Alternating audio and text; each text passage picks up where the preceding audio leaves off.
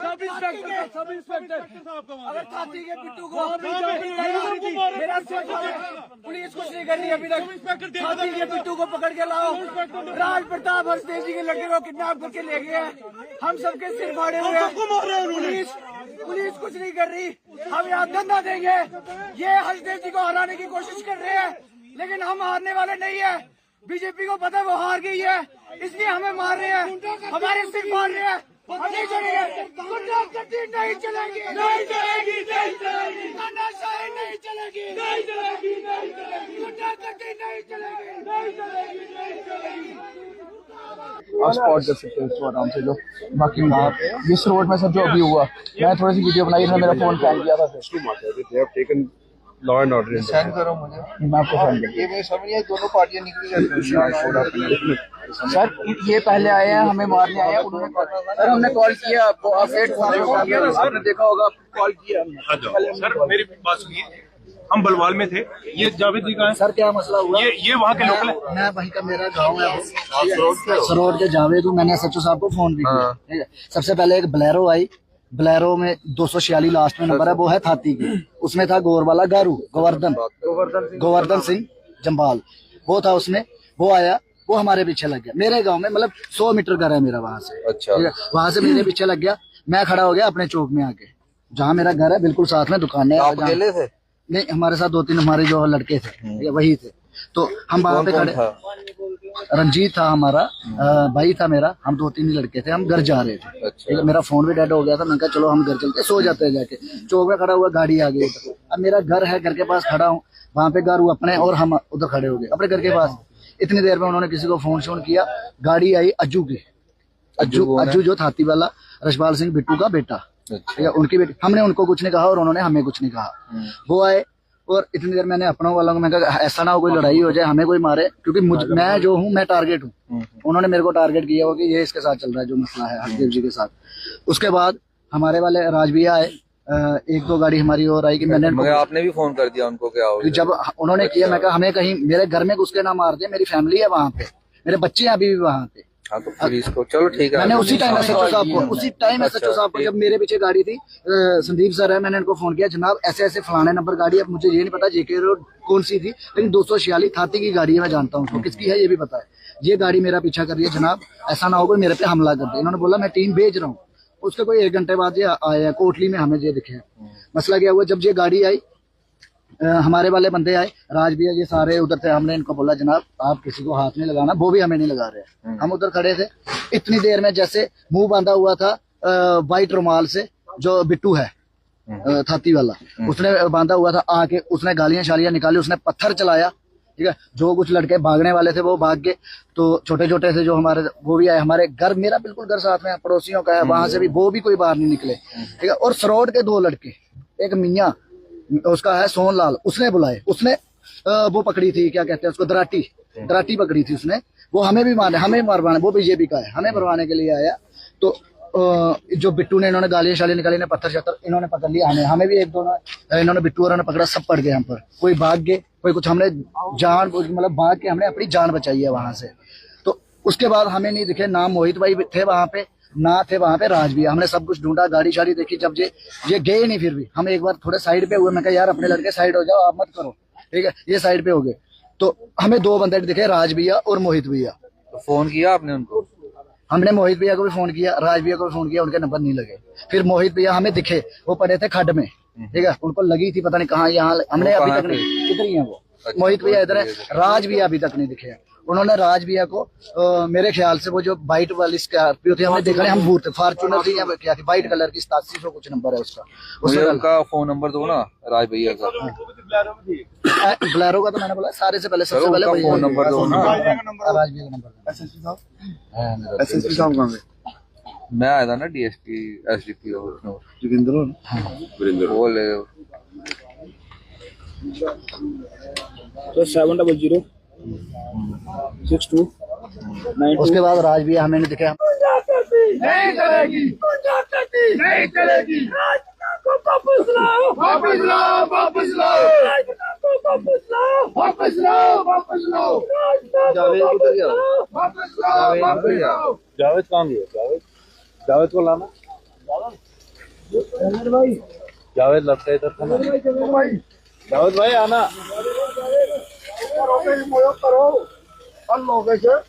जावेद आना भाई।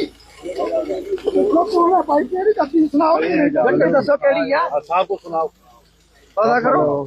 ये देखिए आप तस्वीरें देख सकते हैं गरोटा पुलिस स्टेशन के बाहर की तस्वीरें आप देख सकते हैं।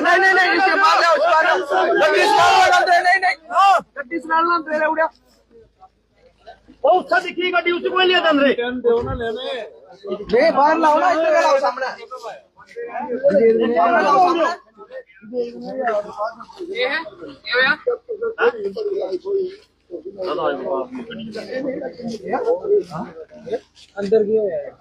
ये देखिए आप तस्वीर में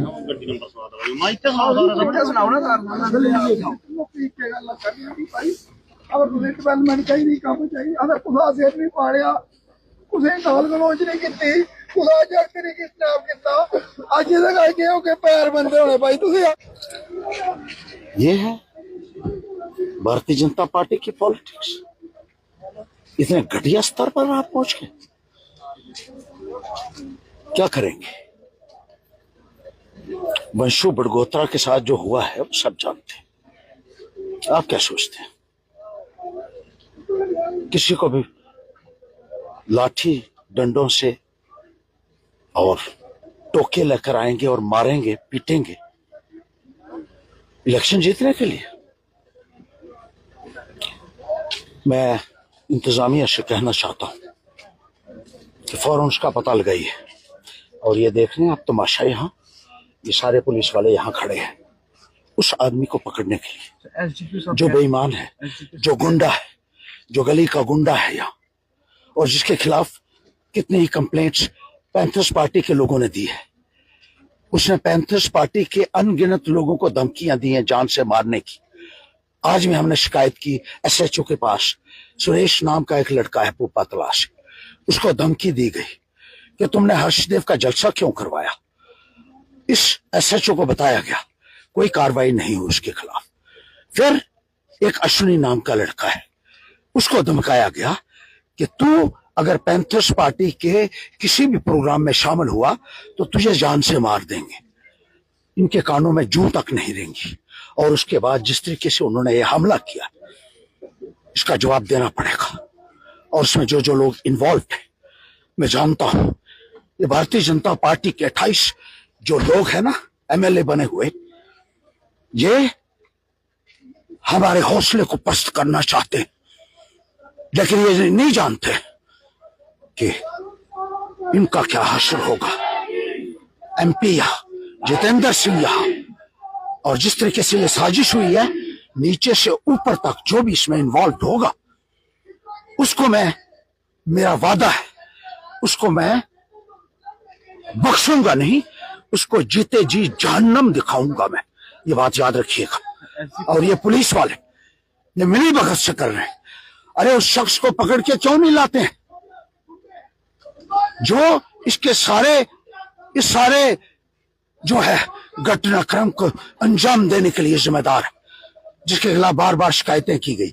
और 3-4 और गुंडे जो बीजेपी वालों ने रखे हुए उस लड़की के इर्द गिर्द रखे हुए, जगह जगह जाकर आप धमकाएंगे। मेरा पीछा उन लोगों ने किया था।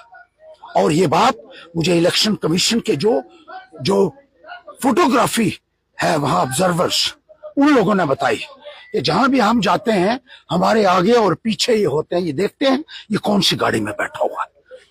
ये बात इलेक्शन कमीशन के द्वारा अपॉइंटेड लोगों ने मुझे बताई थी। और ये शिकायत हमने 6 दिन पहले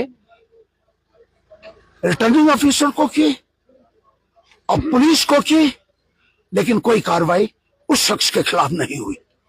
और जो शराब जा रही है लोगों के घरों में दी जा रही है, ये पुलिस वाले वहां सप्लाई कर रहे हैं, पुलिस वाले फैसिलिटेट कर रहे हैं लोगों के घरों में शराब पहुंचाने के लिए। इतना घटिया स्तर हो गया है इस सिस्टम का, भारतीय जनता पार्टी के लोगों का और इस पुलिस का। ये पुलिस चाकरी कर रही है इन भारतीय जनता पार्टी के गुंडों की। और ये अक्सर कहा जाता है कि ये गुंडे यहाँ पुलिस स्टेशन के अंदर शराब पीते हैं। बहुत सारे लोगों ने इनको यहाँ देखा हुआ है और न केवल शराब ढोने का काम करते हैं, जितनी स्मगलिंग होती है, गांवों की स्मगलिंग जो होती है पुलिस से मिली भगत से होती है, सब जानते हैं। लेकिन उसके बाद कोई इनको पूछने वाला नहीं। जो चिट्टे की स्मगलिंग होती है, क्या इसमें इनकी हिस्सेदारी नहीं है? क्या इन लोगों को जवाबदेह नहीं बनाना चाहिए? आप लोगों ने वर्दी डाली है, इसका ये मतलब नहीं है कि आप गुनाह गालों को पनाह देंगे। और ये कहा जा रहा है, वो लड़की ये कहती है जो इलेक्शन लड़ रही है कि लेफ्टिनेंट गवर्नर ने उसको टिकट दिलवाई है और लेफ्टिनेंट गवर्नर उसका पूरा साथ दे रहा है। और लगता है ऐसा क्योंकि हमारे वर्कर्स के ऊपर, हमारे बच्चों के ऊपर, मेरे परिवार के ऊपर लगातार हमले किए जा रहे हैं। कोई कार्रवाई उन गुंडों के खिलाफ नहीं हो रही। इसका मतलब सीधा सा ये है कि ये किसी के इशारे पर नाच रहे हैं। लेफ्टिनेंट गवर्नर को जवाब देना होगा क्योंकि भारतीय जनता पार्टी का एक एजेंट बनकर ये लेफ्टिनेंट गवर्नर मनोज सिन्हा यहां काम कर रहा है। इसकी दखल अंदाजी हर जगह है, इलेक्शनों में है, सरकार के अंदर है। एक एक पोल खोलेंगे हम और जवाबदेह बनाएंगे। ये बात याद रखिएगा। तुम ये भूल जाओ कि लेफ्टिनेंट गवर्नर हो और तुम कुछ भी कर सकते हो। कानून का शिकंजा तुम्हारी गर्दन के ऊपर ऐसा कसेगा, तुम याद रखोगे। तुम कानून को अपने हाथ में नहीं ले सकते हो। कानून के साथ खिलवाड़ करने वालों को हर्षदेव बख्शेगा नहीं, सुप्रीम कोर्ट तक जाएगा। और जो ये लोग कर रहे हैं, इसका इनको हिसाब देना होगा। ये बच्चे जो हैं जिनको आज मारा गया है, जिनके सिर फटे, जिनकी टांगों के ऊपर लाठियों के पूरे निशान हैं, अभी तक इनका मेडिकल पुलिस वालों ने कोई कोशिश ही नहीं की। और यहां खड़े हुए तमाशा देख रहे हैं। उन गुंडों को क्यों नहीं लाते जो उसके साथ थे? और 4 लोगों के नाम इन्होंने दिए जो खुद आइडेंटिफाई इन लोगों ने किए कि ये गुंडे थे जिन्होंने उनके ऊपर हमला किया। और अभी तक उनको पकड़ने के लिए कोई नहीं जा रहा है। SHO यहां अपने बिल में छुपा हुआ है, बाहर क्यों नहीं आ रहा? क्योंकि उसका काला चिट्ठा, उसने जो गुनाह किया है, गिल्टी माइंड है उसका, इसलिए बाहर नहीं आ रहा है। मैंने SSP को भी कहा, मैंने DC को भी कहा। अभी किसी सीनियर ऑफिसर से बात हुई आपकी? SSP को मैंने कहा, DC को मैंने कहा, लेकिन SSP देखिए अपने कमरे में आराम से सोया हुआ होगा। ये लोग नहीं चाहते कि भारतीय जनता पार्टी के खिलाफ कोई आवाज उठाए, और जो उठाएगा उसके साथ ये सलूक करेंगे। ये भूल जाएं, ये 28 MLA जो है ना, इनकी मैं ऐसी हजामत करूंगा, इनको मैं ऐसा सबक सिखाऊंगा कि जिंदगी भर याद रखेंगे कि किसी से पाला पड़ा था। और जिस तरीके से लोगों का ये जज्बात आप देख रहे हैं, कब तक बर्दाश्त करेंगे ये लोग? इन गुंडों को जहन्नम में पहुंचा देंगे हम, याद रखना। कानून अपना काम करे। इसी तरीके से हिजबुल मुजाहिदीन बना था, याद रखिए। जब लोगों के अधिकारों के ऊपर डाका पड़ा, तब आम जनता ने वहां बंदूक उठा ली थी। तुम इन लोगों के साथ इतना जुल्म कर रहे हो, हमारे ऊपर इतना टॉर्चर आप लोगों ने किया, हम खामोश रहे। इस इलेक्शन में हमारे पोस्टर फाड़े गए, फ्लैक्स फाड़े गए, हर जगह से हमारा झंडा उतारा गया। मैंने अपने बच्चों से कहा, मत कहिए, कुछ मत कहिए, चलने दीजिए। सब लोग जान रहे हैं, सब बात कर रहे हैं किस तरीके से ये हमारी इलेक्शन जो हमारा कैंपेन है उसको सबवर्ट करने की कोशिश कर रहे हैं। तब भी हम खामोश रहे।